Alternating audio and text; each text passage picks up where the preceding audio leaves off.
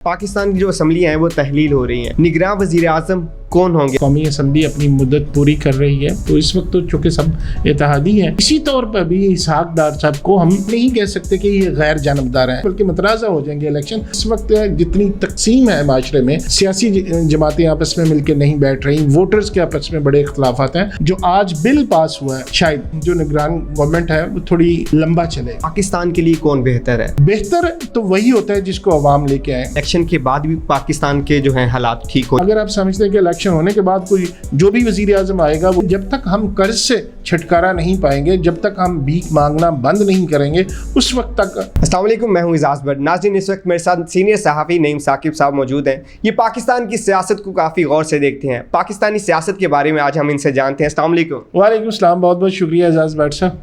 नईम साकिब साहब, आप मुझे ये बताइएगा, पाकिस्तान की जो असम्बलियाँ हैं वो तहलील हो रही हैं, निगरान वज़ीर आज़म कौन होंगे आपके हिसाब से? जी, ये बहुत बहुत शुक्रिया। एक तो पहली बात ये कि पाकिस्तान की एक बड़ी ये खुशाइंद बात है कि जो असम्बली है, कौमी असम्बली अपनी मुद्दत पूरी कर रही है, 18 से 23 तक चली।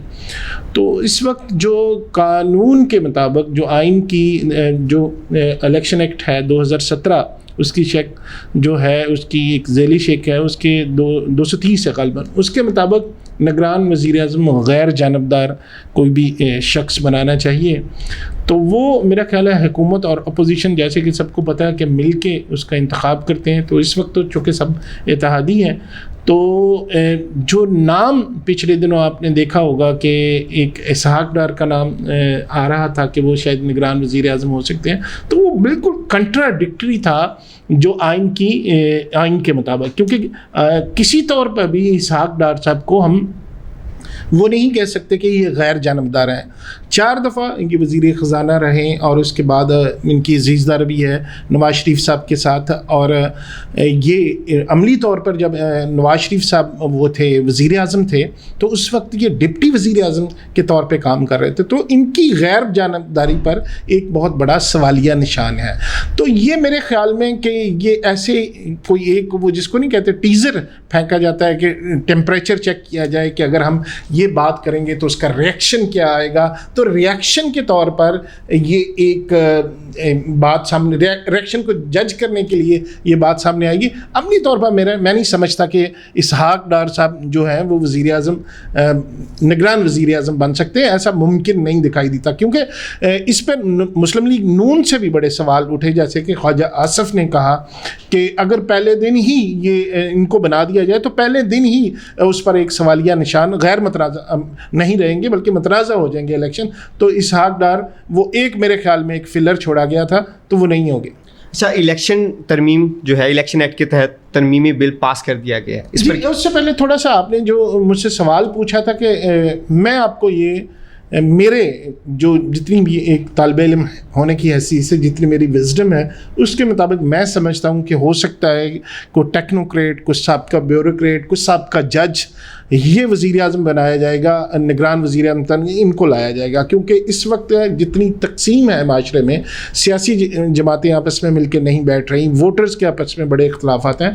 तो इस्टेब्लिशमेंट और मौजूदा गवर्नमेंट और इत्तेहादी जमातें सारी ये मिलकर कोशिश करेंगे कि ऐसा वज़ीर आज़म इनको लाना चाहिए, ऐसा वज़ीर आज़म लाना चाहिए जिस पे किसी को इतराज़ ना हो। क्योंकि अगर कोई इस तरह का वज़ीर आज़म आ गया तो कल को इलेक्शन पे बड़े सवालिया निशान लगेंगे और लोग शायद उसको माने भी ना।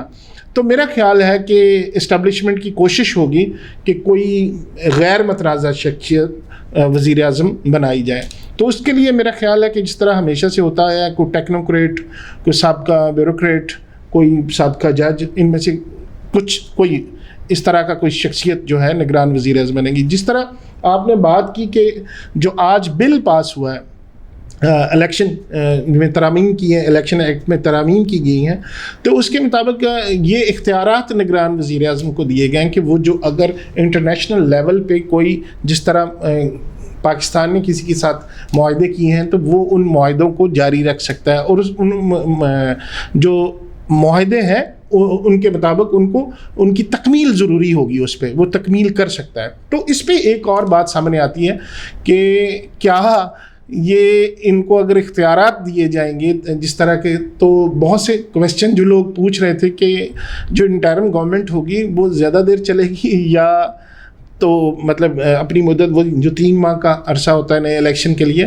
تو اس بل کے بعد لگتا یہ ہے کہ شاید جو نگران گورنمنٹ ہے وہ تھوڑی لمبا چلے شاید، کیونکہ اس وقت جو آپ کی اکانومی ہے اس کو ضرورت ہے ایک لمبی گورنمنٹ کے لیے، گورنمنٹ کو جس طرح معاہدہ بھی آپ نے کیا، لیکن ان کو جو نیا وزیر اعظم ہوگا، نگران وزیر اعظم، وہ نئے معاہدے نہیں کر سکے گا۔ اور دوسرا، ووٹر کے جو ترمیمی بل ہے اس کے مطابق، جو ووٹرز کے مطابق اب حلقہ بندیاں نہیں ہوں گی، آبادی کے لحاظ سے حلقہ بندیاں ہوں گی۔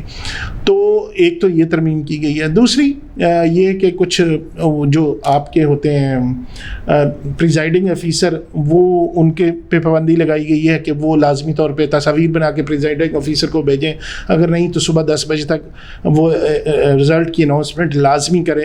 اس طرح کی ترامیم کی گئی ہیں جو خوش آئند بھی ہیں۔ اور اس کے علاوہ اگر یہ ہے کہ نیا جو اس ایکٹ کے ترمیمی ایکٹ کے مطابق نیا کوئی بھی معاہدہ، نیا کوئی بھی وہ اس طرح کے کوئی ایگریمنٹس نہیں کر سکتا جو نگران وزیر اعظم ہوگا۔ اچھا نعیم صاحب، آپ مجھے یہ بتائیے گا، ابھی عمران خان سے بھی ملاقات ہوئی ہے، نواز شریف وغیرہ سے بھی ملاقات ہوئی ہے، آپ کے حساب سے ان میں سے پاکستان کے لیے کون بہتر ہے، کس کو آنا چاہیے؟ اچھا، یہ جس کو دیکھیں آنا تو اس کو چاہیے جس کو پاکستان کی عوام لے کے آئے گی۔ میں نہیں سمجھتا کہ پاکستان سے سارے دعوے تو کرتے ہیں کہ وہ پاکستان کے ساتھ مخلص ہیں، پاکستان کی بہتری چاہتے ہیں، تو میرا خیال ہے کہ اپنی اگر ان سب کو مل بیٹھ کے کوئی پاکستان کے لیے سوچنا چاہیے، بہتر تو وہی ہوتا ہے جس کو عوام لے کے آئیں۔ تو عوام اب الیکشن میں پتہ چلے گا کس کو لے کے آتی ہیں، جو ہوگا پاکستان کے لیے اس کو بہتری کرنے کی ضرورت ہے، وہ اقدامات کریں، کیونکہ اب میرا خیال ہے جو بھی آئے، چاہے عمران خان کو بھی لوگوں نے دیکھ لیا، نواز شریف صاحب کو بھی 4 دفعہ دیکھ لیا، اب خالی کھولی باتوں سے نہیں چلے گا۔ اس وقت ہم افورڈ ہی نہیں کر سکتے کہ پاکستان کو مزید کوئی ایکسپیریمنٹ کرنے کے، جس کو جو بھی آئے گا اس کو پرفارم کرنا پڑے گا، ورنہ پبلک اب اتنی ویجیلنٹ ہو چکی ہے کہ وہ یہ ہو ہی نہیں سکتا کہ اب آپ زیادہ عرصہ باتیں کر کے یا قرضے لے کے، کوئی ٹھوس اقدامات آپ کو کرنے پڑیں گے جو بھی گورنمنٹ آئے گی، ادروائز یہ ملک کی جو صورتحال ہے وہ زیادہ دیر جو بھی گورنمنٹ آئے گی نہیں چل پائے گی۔ کہا جا رہا ہے الیکشن ہی واحد حل ہے، کیا لگتا ہے الیکشن کے بعد بھی پاکستان کے جو ہیں حالات ٹھیک ہو جائیں گے؟ حالات دیکھیں، یہ ہے کہ ایک ڈیموکریسی کا ایک پروسیس ہے، اس کو چلتا رہنا چاہیے، لیکن حالات ابھی اتنی آسانی سے جو بگڑ چکے ہیں، ظاہر ہے وہ ایک پروسیس ہونا بہت ضروری ہے تاکہ جو باقی دنیا ہے اس پہ آپ کا اعتماد بحال ہو۔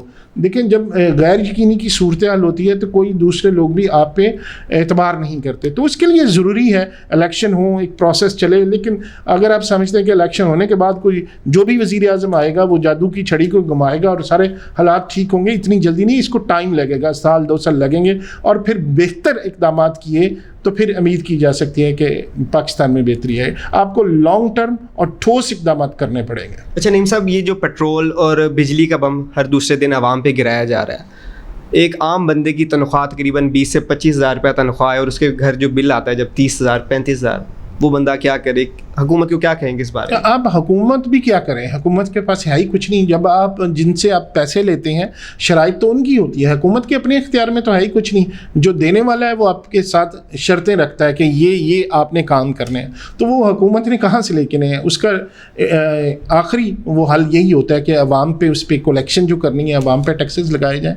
تو یہ جب تک ہم قرض سے چھٹکارا نہیں پائیں گے، جب تک ہم بھیک مانگنا بند نہیں کریں گے، اس وقت تک میں نہیں سمجھتا کہ یہ عوام جو چاہ رہی ہے کہ بالکل ان کو ریلیف ملے، تو یہ ساروں کے ساتھ ہی ہوگا، عوام کے ساتھ بھی ہوگا اور جو اشرافی ہے ان کے ساتھ بھی ہوگا۔ بہت بہت شکریہ نعیم ثاقب صاحب آپ کے قیمتی وقت کا۔